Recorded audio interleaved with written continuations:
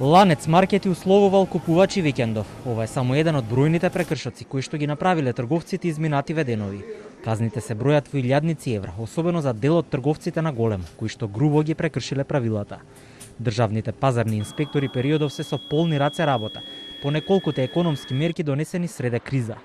Најкрупната казна е изречена поради прекршување на Законот за заштита на потрошувачи. 3 објекти каде што се врши трговија, прекршочни платни налози за каде што по Закон за заштита на потрошувачи, кое што се однесува за условување на купување на едни производи со купување на други производи или друг начин на условување, што е казниво по Закон за заштита на потрошувачите. Казната е 4000 евра во денарска противредност за правното лице, 1200 евра во денарска противредност за одговорното лице. Денес инспекторите прават проверки кај производителите на зејтин, заради тоа што деновиве стигнувале пријави дека недостасува овој производ во продавниците. Ќе се проверува колкави се количините, како е формирана цената и со каква динамика планираат да работат периодот. Побарувачката е голема и не се стигнува со дистрибуција, а зејтин има, смируваат од пазарна. Во меѓувреме од денес започнува да важи мерката за намалување на данокот на додадена вредност за основните прехранбени продукти.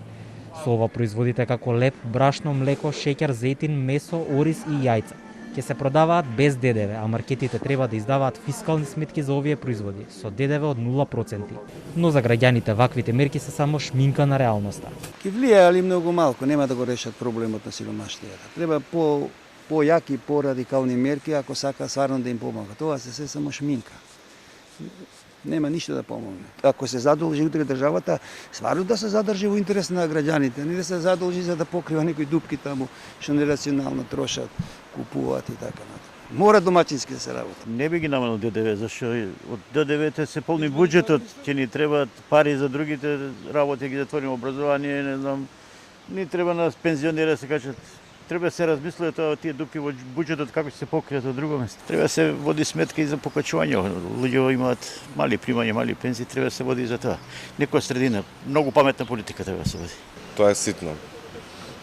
Не се цените тие што треба да паѓа, треба пропорционално и платите да растат.